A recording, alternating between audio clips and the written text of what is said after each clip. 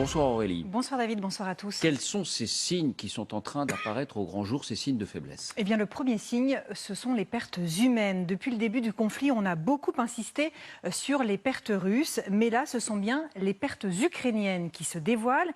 Écoutez bien, Kiev estime désormais qu'entre 100 et 200 soldats sont tués quotidiennement.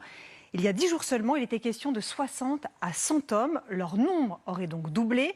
200 soldats tués chaque jour. Cela signifie 1000 blessés, puisqu'on estime qu'il y a toujours un rapport de 1 à 5. Autrement dit, cette guerre du Donbass prend une autre tournure. Regardez ce que disait hier le président Zelensky. Vous allez le découvrir. Le coût humain de cette bataille est très élevé pour nous. Il est tout simplement terrifiant. Le deuxième signal d'alerte, ce sont les désertions. Là encore, jusqu'ici, on l'évoquait surtout dans l'autre camp. Eh bien, cette fois, c'est un rapport des services de renseignement britanniques qui lève le voile côté ukrainien. La bataille acharnée dans l'est de l'Ukraine a un effet sérieusement démoralisant sur les forces ukrainiennes, ainsi qu'un effet matériel très réel. Les cas de désertion augmentent chaque semaine, indique le document. Il y a aussi la faiblesse matérielle. Oui, le manque d'armes et de munitions à l'Ukraine a épuisé la semaine dernière tout son armement propre. Par exemple, les chars ukrainiens T-64, T-72, les avions de chasse ou encore les hélicoptères d'attaque.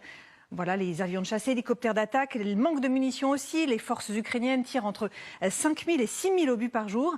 Ça signifie qu'elles sont contraintes de se rationner. Plusieurs reportages l'ont montré récemment.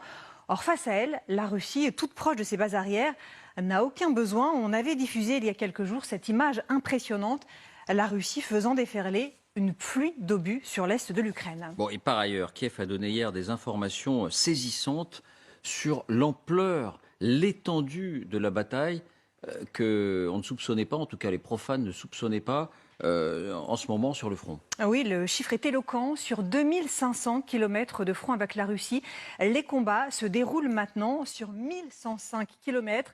C'est un champ de bataille immense qui épuise les hommes et le matériel. Avec, on en parle beaucoup en ce moment, un front est concentré autour de Kharkiv, Severodonetsk et Popasna, et un front sud autour de Kherson, Mykolaïv et Zaporizhia. Voilà, 1100 km de front où il y a des batailles. Ça paraît énorme. Merci.